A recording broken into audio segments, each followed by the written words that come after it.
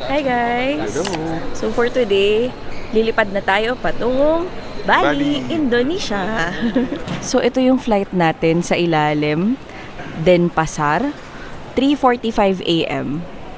And sa D17 to 29 yung counter natin. So as always, ang unang gagawin natin pag pumunta ng airport is tignan natin yung board kung anong counter tayo. So in our case for today, D17 to 29 and open na. By the way, 4 hours or more, no? Parang 5 hours earlier kami kasi mabilis yung naging biyahe namin. Pero nag-work kami na open na yung counter. Tingnan nyo guys, walang tao!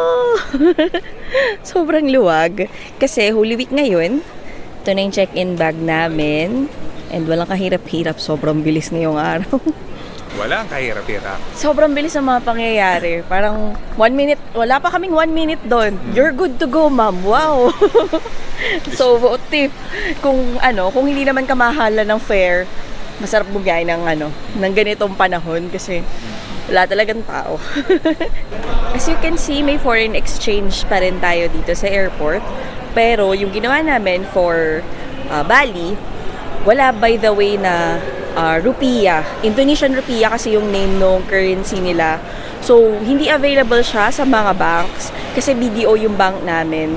Tapos, usually BDO yung pinakamarami kaming napapapalit. Pero, this time, kahit na meron sa forex nila, wala silang tinitinda. At, di sila bumibili ng rupiah.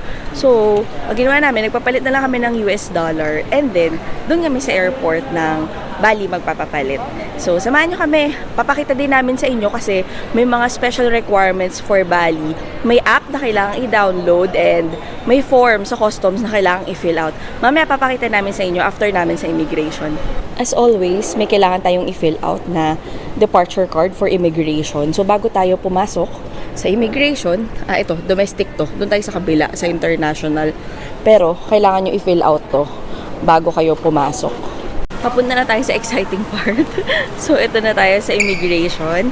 And like we always do, i-share namin sa inyo kung ano yung mga itatanong sa atin at hahanapin ng mga documents. So, samahan nyo kami paglabas ng immigration kasi bawal yung camera sa loob. Tapos na kami sa immigration at walang kapila-pila, walang kahirap-hirap. Again, Holy Week ngayon. So, kaya ganito siguro yung state ng airport. Wala masyadong tao, walang pila, kami kaagad dun sa check-in counter, kami kaagad sa immigration. And, ewan ko, parang mas mabait yung mga immigration officers ngayon. Nagpanik pa nga ako, tinanong kasi kailan balik. Eh, ako naman, di ko na, siya kasi bahala dun eh. Di ko alam, sabi ko, yari ako dito. Babae ba yung sa'yo? Babae. Tinanong, kailan balik? Sabi ko, next week. Basta 8 days, plus 8 naman na lang po. 15, tapos 10 siya. 15. 15 ba tayo? 16. 16 tayo lilipad, pero 6. basically hanggang hanggang 16 ka talaga, di ba? Remember yung date, kailan kayo babalik ha? I just got lucky. Oo, kasi mabait talaga yung Mabait immigration sila. officer. Actually, chinika-chika pa ako ng immigration officer. Tinanong niya ako kung ano yung huling country na pinuntahan. Kasi nakalagay naman sa passport eh. So, in-inspect niya yung passport. Actually, kinakabahan niya ako kasi ang tagal niyang tumingin doon sa mga documents ko. So, paano yung tatanong nito? Pero yun, ginawa lang niya, tinanong niya, saan ka galing nung ganitong date? So, parang, siguro tinetest niya, baka mamaya hindi ikaw yun eh. So, pag di mo alam, syempre, red flag na yun. Bakit di mo alam kung saan ka galing? Recent lang yung travel na yun. So, yun. Sinunod sagot ko, tinanong niya ako, tinanong pala niya ako anong work ko. Ay, hindi, alam niya yung work ko kasi nakalagay dun sa card, di ba? Dun sa fini-fill out, nakalagay freelance writer. So, tinanong niya ako saan. So, sinabi ko yung website kung saan ako nag-work. Tapos, tinanong din niya ako anong degree ko nung college. Pero yung tanong niya, yung parang chika-chika lang kayo, ganyan. Hindi yung nakakatakot. Tapos yun, tinanong niya ako saan ako nag-aral, ganun. Tapos yun, chinika pa niya ako, sabi niya may kakilala daw siya ka-course ko. Dito daw, FA daw, dito, mga ganun. So, chika-chika lang kami. Again, guys, IO are your friends. Hindi naman, pero alam mo yun, they're just doing their job. Yung mga, may mga horror stories. Pero again, kung wala ka naman talagang, red flags or yung mga gagawin talaga, more Be or less, confident lang. Be confident lang. Tama yung damit sa damit nyo. Oo. Basta ready kayo. The way you present yourself. Oo. As in, pag nakita mo, wag mong ano na, hala ka bang kaba siya, gano'n. Oo. Wag gano'n. Parang normal lang. Kunwari, bumati kayo, good evening, or hello. Tapos yun, syempre usually hindi kayo papansin doon. Kasi minsan may masungit vibes sila eh. And I can relate ako kahit wala naman ang tinatago, parang kinakabahan ako eh. Pero alam mo, Oo. nakailang alis naman na kami. And para sa mga hindi first timer na umalis, huwag kayo masyadong kabahan kasi the more na may tatak yung passport nyo, Parang, sige na. oo, parang okay lang. Basta tandaan nyo naman saan kayo galing previously. Mga tanong sa akin guys, basically kung nilagay ko sa project development manager, kung saan daw, kung private, yes. Hindi naman niya tatanungin kung ano industry, tapos sinong kasama. Lagi kasi siyang tinatanong, 'di ba, kung ano. Mm. Kasi kapag pala kayo pag government kayo, meron kayong required na kuhanin. Kasi yung mom ko sa government siya eh. Hindi ko alam kung anong tawag exactly, pero meron kayong specific permit na kailangan nyo i-secure from your agency or from kung saan kayo nagtatrabaho na separate pa dun sa mga, kasi sa kanila sa mga private, kahit COE lang yung i-prepare nyo eh. So lagi nyo tandaan yun, pag government kayo, may kailangan kayong i-secure na permit na aalis kayo ng bansa. Ganun. So, yung nakikita yung departure card namin na fini-fill out namin dito sa airport, in-inform pala ako nung immigration officer na by April 15, tatanggalin na yon. So, dahil wala pang April 15 ngayon, manual pa lang. So, magsusulat kayo dito sa airport. Pero, kung familiar kayo at nakalabas na kayo ng bansa, pag umuwi tayo dito sa Pilipinas, meron tayong fini-fill out online na e-travel.gov.ph yata yun. So, para siyang ganun. Pero pag departure siya, so sabi same account lang naman yung gagamitin. Kaya, kumbaga, magiging digital na siya. Mas okay yun kasi hindi na natin kailangan maglabas ng ballpen, mag-fill out for immigration purposes. First time naming abutang sarado tong Starbucks dito sa airport. And, etong Tapa King, siguro kasi mahal na araw. Tapang-tapa na ako eh. Alam ko, isang linggo na naman ako hindi makakain ng Pinoy food eh. I know, walang tapa sa ibang bansa guys. Sobrang lungkot bilang Pilipino na walang tapa. Naligtas kami nito. Global Tops and Noodles. Dahil meron silang mga silong. Di pa kami nagdi-dinner eh. Merong dalawang requirements sa Bali na wala sa ibang bansang pinuntahan natin o pupuntahan nyo. Sa Bali, required kayo mag-download ng isang app. I think parang contact tracing nila yun or something. Sa Tusehat. Ito yung tsura niya pag dinownload. Oo. Ang cons lang dito is namatay ang phone ko. Ang cons lang dito is di namin siya maintindihan. So, Google Lens na lang kayo to see. So, basically, parang health deck app Health nila. deck siya. Pero guys, nabasa ko download nyo lang muna. Kasi baka hindi nyo rin ma-fill out dahil iba nga yung language niya. Tapos nabasa ko sa iba, nire-require lang naman siya i-download pero hindi yata siya talaga hinahanap mismo doon. Pero best na i-download nyo na. Kasi baka mamaya kailangan nyo pala doon sa airport. So para hindi na siya hassle. Plus, yung second requirement nila is kailangan nyo mag-fill out ng customs form nila sa Bali.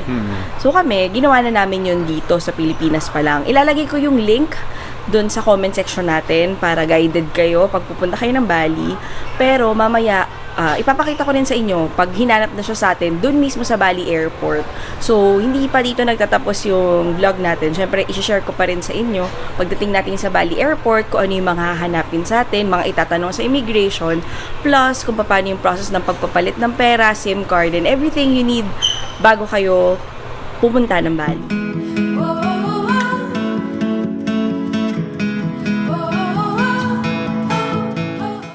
Touchdown Bali!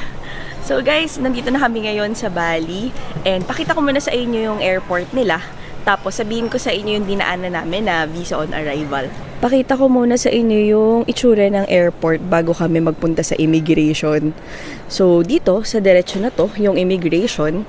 And then, bago kami makarating sa kinakatayuan namin, merong visa on arrival dito sa likod. Pumila pa kami sa visa on arrival. Akala namin may bayad kami. Kasi nakita namin parang $35 din in US So parang syempre sayang din yun. Pero nung nakita naman na Filipino passport, ang alam ko kasi pag Southeast Asian countries, free na tayo basta magsistay tayo ng less than 30 days, parang ganon. So tinanong kami, ilang days kami magsistay, 8 days lang, and free na daw kami. So ngayon, diretso na tayo dun sa immigration. Tapos na kami sa immigration, and hiningi lang yung passport namin, tapos pinatanggal yung mask para i-make sure lang na kami yung nandun sa picture tsaka sa passport. Tapos yun, wala nang tanong-tanong. Diretso na. So ngayon naman, baggage claim tayo. Nakakita kami nung QR for the declaration nun sa customs nga nila. Pero hindi pa namin na-encounter na hinanap sa amin. So inform namin kayo kapag nandun na tayo sa process nung customs.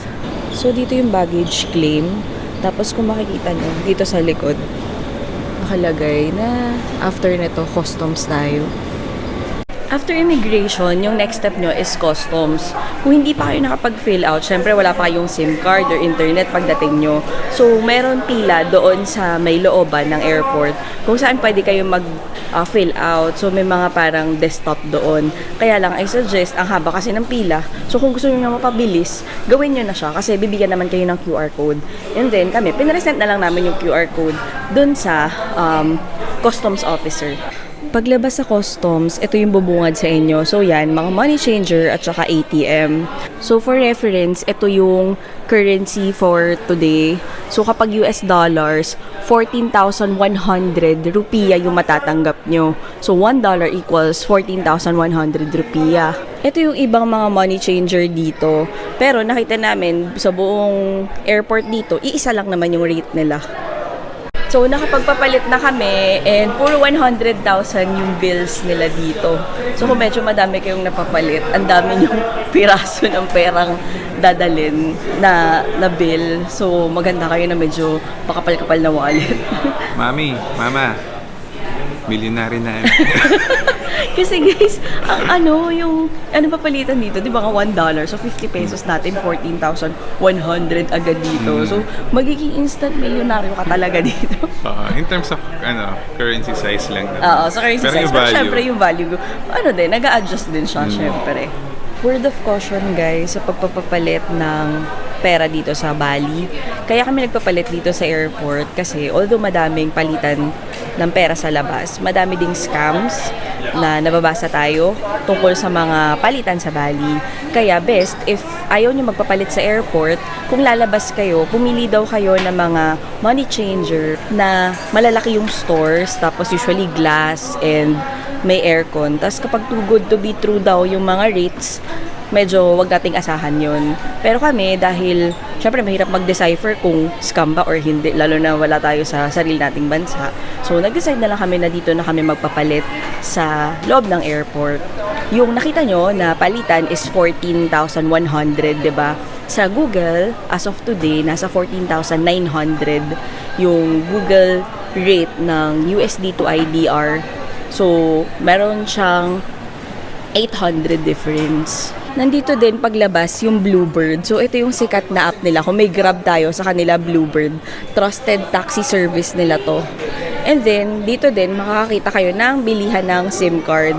So, bibili tayo ng SIM card dito. Ayan, 5 minutes process lang daw. Dalawa lang ata yung pagpipilian. XL Axiata, tsaka Telkomsel. For SIM card, dito kami nakabili sa XL Axiata. So, yung nakuha namin is 18 giga plus may 4 gig na kasama. So, total of 22 gig.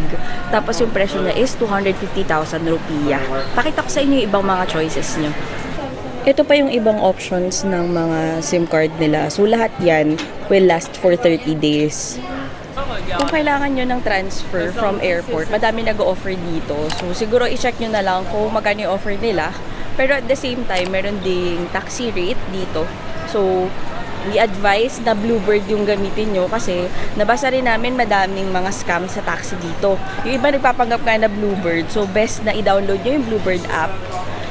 At may Grab din pala dito, by the way. In our case today, di tayo magta-taxi or mag-Grab or mag-Bluebird kasi mayroon tayong complimentary na sundo from our hotel.